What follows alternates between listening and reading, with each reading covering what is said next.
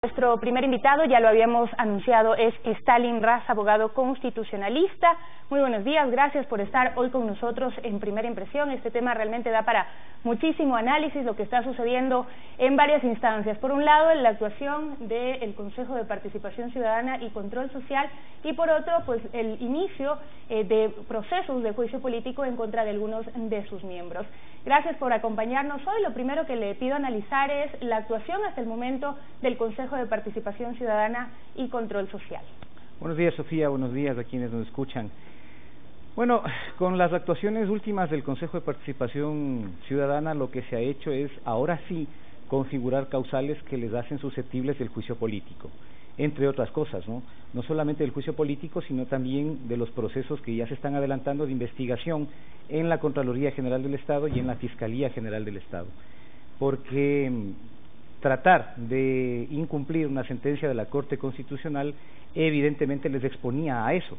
La conformación de la famosa comisión para analizar el concurso de la Corte Constitucional lo que hace es hacerles ya que incurran en una causal de juicio político y por supuesto también que se expongan a las sanciones por el incumplimiento eventual de esa sentencia, de la sentencia de la Corte Constitucional. Ahí, en esa sentencia de la Corte Constitucional, que también fue polémica porque muchos dijeron que la Corte Constitucional de alguna manera se protegió a sí misma, ya que ellos fueron parte de las autoridades que fueron nombradas por el Consejo de Participación Ciudadana transitorio. Sin embargo, es inapelable esta decisión, esta resolución. Absolutamente. Mire, yo mismo fui de aquellos que opinaba en contra de esa sentencia. Me parece que la sentencia tiene muchos defectos, tiene muchas objeciones, pero es una sentencia que está vigente, dictada por el máximo órgano de administración de justicia constitucional y por lo tanto tiene que ser acatada. Mientras esté vigente tiene que ser acatada. Y si es incumplida, los funcionarios que la incumplan pueden ser destituidos. Y si es incumplida, los funcionarios que la incumplan pueden ser procesados penalmente. ¿Qué dice la sentencia? La sentencia básicamente lo que dice es que no se pueden tocar, no se pueden revisar las decisiones adoptadas por el Consejo de Participación transitorio. Es más, le dice al propio Consejo de Participación actual que ha perdido la capacidad de hacer autotutela administrativa. Esto es cuestionable, por supuesto, pero está vigente. Y mientras esté vigente, pues hay que cumplirlo. Entonces, la actitud del Consejo de Participación Ciudadana efectivamente se expone a eso. Ahora, hay de por medio una sentencia que acepta una medida cautelar dictada por una jueza de acá de Pichincha, y esa sentencia que dicta la medida cautelar lo que hace es suspender la conformación de la comisión y la consecuente revisión del proceso del concurso de la Corte Constitucional. ¿Qué pretendía esta comisión conformada por el Consejo de Participación Ciudadana con la votación de 4 de sus miembros? ¿Qué pretendía? ¿Pretendían cambiar a la Corte Constitucional?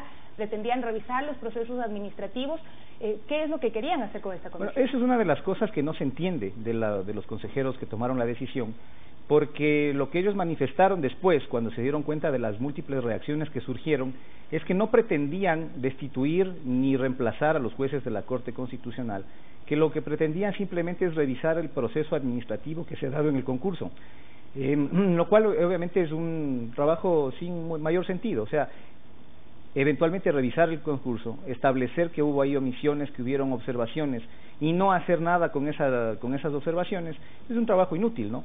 Y entonces el Consejo de Participación no está para hacer cosas inútiles, debería dedicarse a hacer lo que está mandado a hacer por Constitución y por ley, que es convertirse en este puente entre la ciudadanía, entre las demandas ciudadanas, entre los mecanismos de participación de la democracia directa y los órganos constituidos del poder público. Para eso existe el Consejo de Participación Ciudadana, por lo menos mientras exista.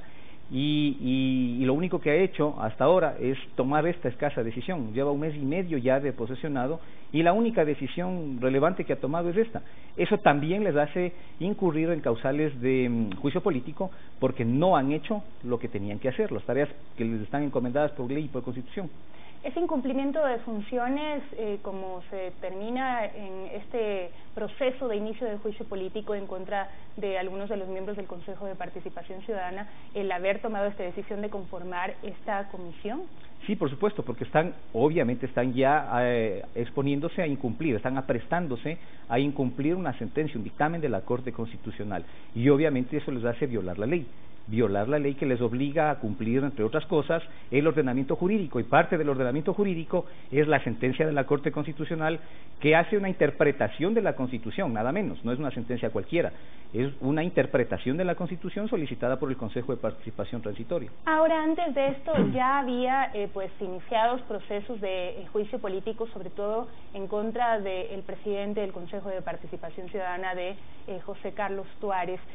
Se tomaba en consideración su condición como sacerdote en uno de los procesos iniciado por el asambleísta Villamar. En el otro caso también pues algunos argumentos que había mencionado otro de los asambleístas, Tello, que también pues había iniciado este proceso en contra de él, pero también en contra de Walter Gómez por un supuesto proselitismo político. ¿Cómo ve usted estas causales? ¿Estaban configurando bien estos procesos? Claro, hay que diferenciar, ¿no es cierto? Las causales de juicio político tienen que ser aquellas que se producen dentro del ejercicio de la función. Lo que ellos han hecho antes, o las prohibiciones o las supuestas inhabilidades que tenían antes para inscribir sus candidaturas, no son objeto del juicio político. Estas sí son objeto de revisión por parte de la Contraloría General del Estado, que ya está haciendo un examen especial a ese proceso de inscripción y de evaluación de las candidaturas. O sea, ¿quedarían desestimados de alguna manera estos inicios de juicio político que por esas razones, sí, lo que ellos hicieron antes no es objeto del enjuiciamiento político. Pero lo que han hecho después se ha ido sumando, digamos, y esto sí ya da razones para que, y de hecho los asambleístas así lo han presentado, han hecho alcances ya a las acusaciones de juicio político para analizar estas cosas que ocurrieron con posterioridad, ¿no? Esta conformación de la comisión, los actos supuestamente proselitistas del consejero Walter Gómez, que ya fueron hechos posteriormente al ejercicio de la función. Y además también, obviamente, la falta de información en la que el señor Tuárez incurrió en la propia Asamblea Nacional. Por favor, cuéntenos, pues para que podamos entenderlo, cómo irían estos procesos y lo que usted manifiesta que ya se han hecho algunos alcances. ¿Cuánto tiempo podrían durar estos procesos si se agregan estas documentaciones o estas causales para una posible destitución por juicio político? Mire, las acusaciones de juicio político están o ya han salido de la comisión en la que se generaron, que es la Comisión de Participación Ciudadana, me parece. Y hasta donde se conoce, lo que han hecho algunos asambleístas es presentar alcances ya con los últimos acontecimientos que se han producido. Yo pienso que en estos días debería reunirse el CAL, el Consejo de Administración Legislativa, y calificar esos juicios políticos, luego de lo cual el proceso pasa a la Comisión de Fiscalización.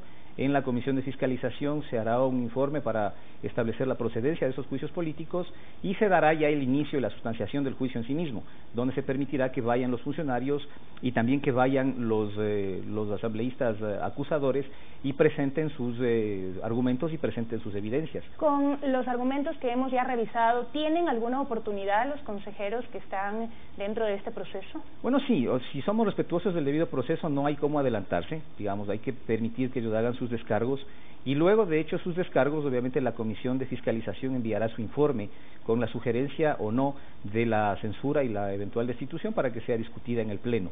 Pero obviamente primero hay que pasar por el debido proceso y hay que permitirles que ellos, dentro del plazo que tienen para contestar, descargarse y presentar pruebas, pues lo hagan. Esto es evidente. ¿Con cuántos votos quedarían destituidos los miembros? Además, sí valdría la pena aclarar el tema de cuántos son los consejeros que en este momento están incurriendo o que están inmersos más bien en este proceso de juicio político, porque inicialmente se había planteado contra José Carlos Tuárez. Después, la asambleísta Tello ya plantea también contra Walter Gómez este proceso de juicio político y se ha mencionado a los dos otros consejeros que votaron a favor de esta constitución de esta comisión. Claro, con la conformación de la comisión son 4 los consejeros que han aprobado esa decisión y son los 4 consejeros aquellos que deberían estar incursos en las causales de juicio político.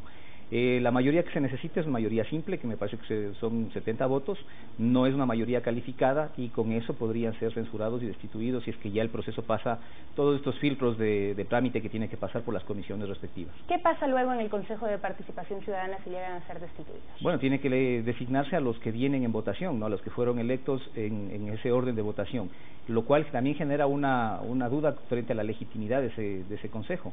Fíjese usted que con la votación que fueron electos y designados los consejeros actuales fue muy escasa, mucho menos la votación de aquellos que le siguen, ¿no?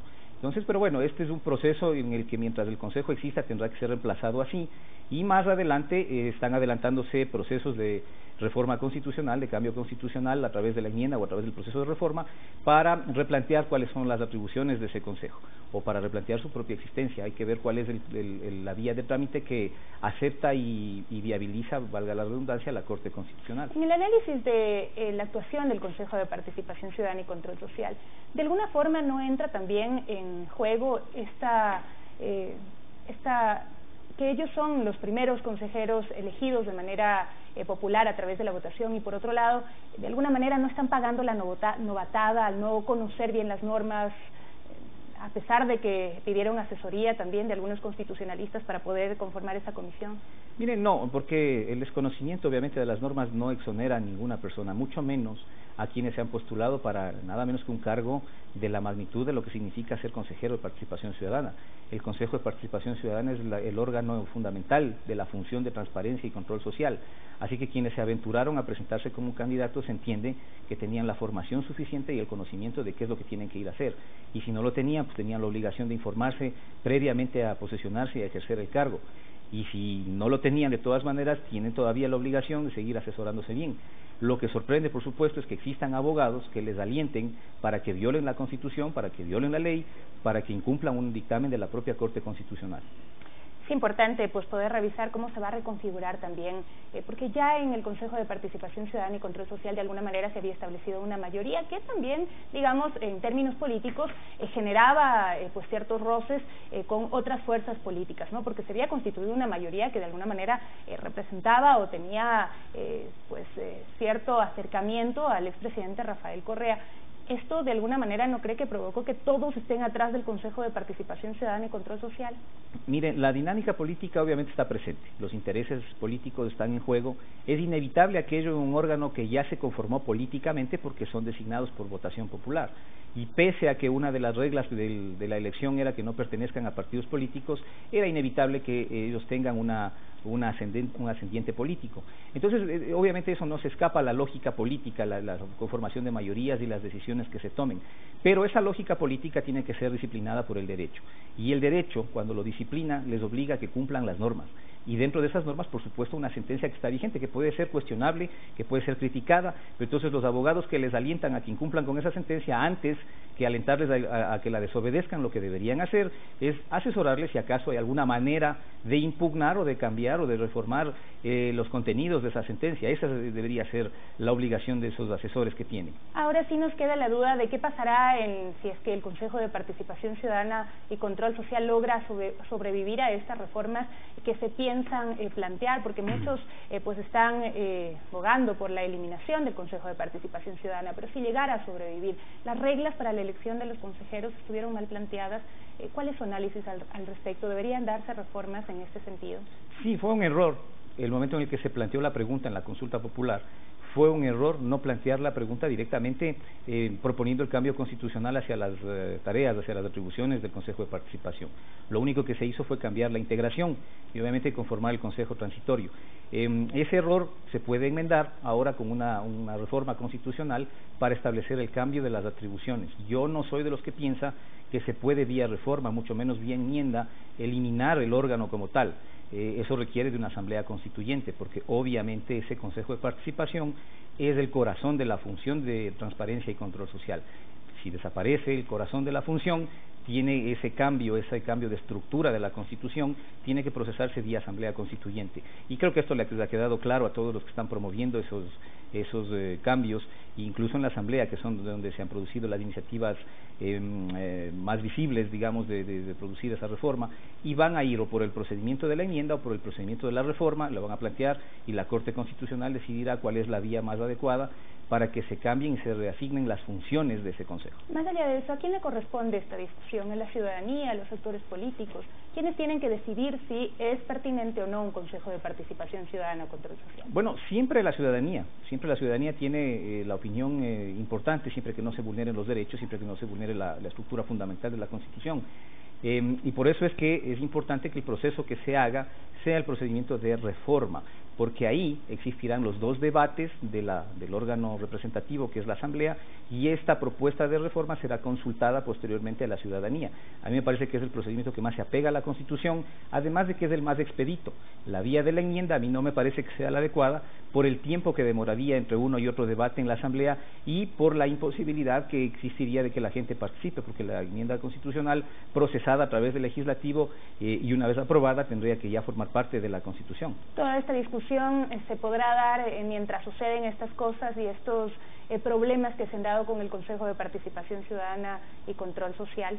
Sí, yo diría que más bien es necesario que se den con ocasión de estos problemas, porque lo que está evidenciándose ahí es una crisis institucional, es un órgano cuyas funciones y cuya integración resulta patológico al sistema jurídico y por lo tanto tiene que ser reformado.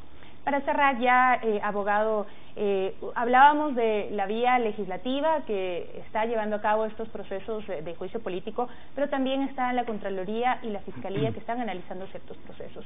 ¿Seguirán mientras tanto?